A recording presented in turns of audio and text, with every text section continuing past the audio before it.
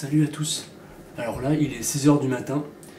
Je vais aller prendre un blablacar à Bercy pour aller à Compiègne pour rencontrer un dieu des arts martiaux, un mec que j'ai découvert sur internet et qui est vraiment très impressionnant. C'est un peu le prochain Bruce Lee ou Jet Li qu'on verra peut-être dans des films. Et donc je vais aller m'entraîner avec lui à Compiègne. A tout de suite.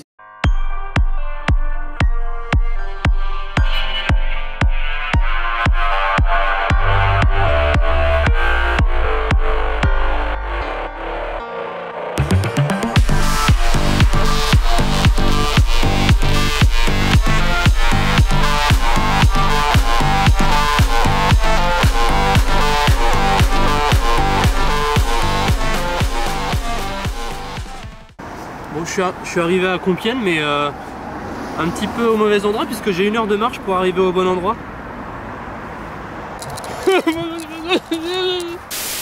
Alors ça y est, je suis enfin arrivé au bon endroit.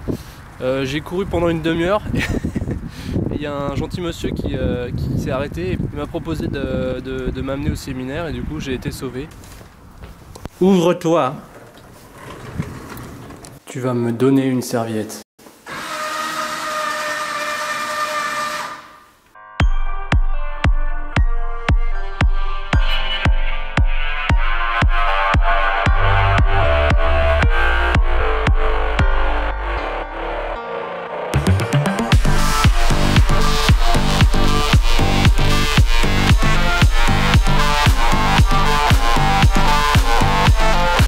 Voilà, j'ai découvert DKU comme on le prononce et c'est assez impressionnant. Voilà, c'est clairement, je bois ses paroles.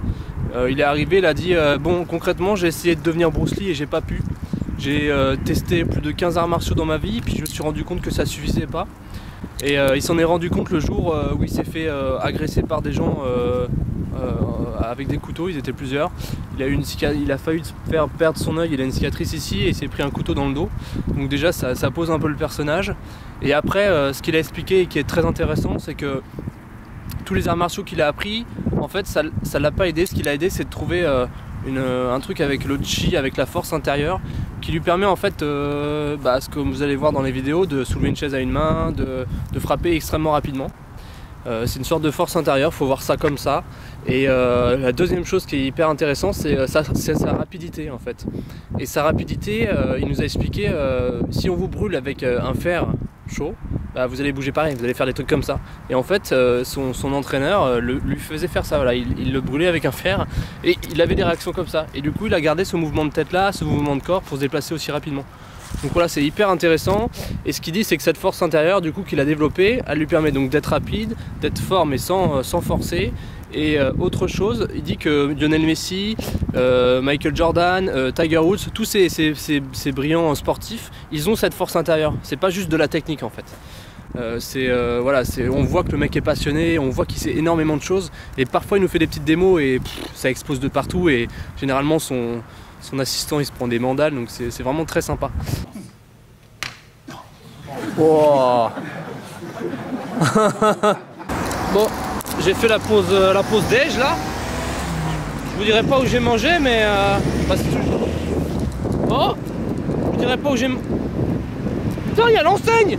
Bon, en tout cas, c'est toujours aussi pas bon hein, les fast-food. Donc voilà, donc là c'est reparti pour l'après-midi et j'espère que je vais apprendre encore plein de choses. Donc ça y est, là j'ai fini l'après-midi.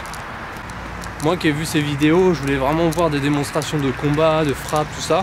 Peut-être on verra ça demain. Le truc que j'ai retenu, c'est qu'il dort uniquement 3 heures par nuit. En fait, parce qu'il a réussi à développer une pratique de respiration et de relaxation si intense que 3 heures ça lui suffit. Et voilà, on a revu en fait les trucs qu'on voit déjà en systéma. Donc c'était beaucoup de relaxation, de travail sur les hanches. Donc voilà, j'espère que demain il y aura plus de combats.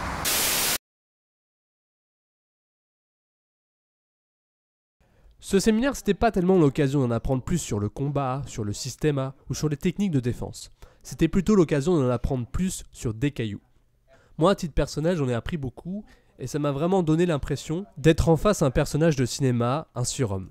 Un peu comme Bruce Lee, Jet Li, Jackie Chan. Déjà, il nous raconte que dans son enfance, il a subi une opération chirurgicale importante au cerveau et qu'à l'issue de ça, il aurait développé une sorte de vision des mouvements différentes, et que cela lui aurait permis d'apprendre 15 arts martiaux différents. En plus de son entraîneur qui le brûlait avec un fer, il avait aussi un autre entraîneur qui lui avait appris la technique de la frappe interne. Le but de cette frappe, c'est de blesser l'intérieur de l'organisme et non l'extérieur.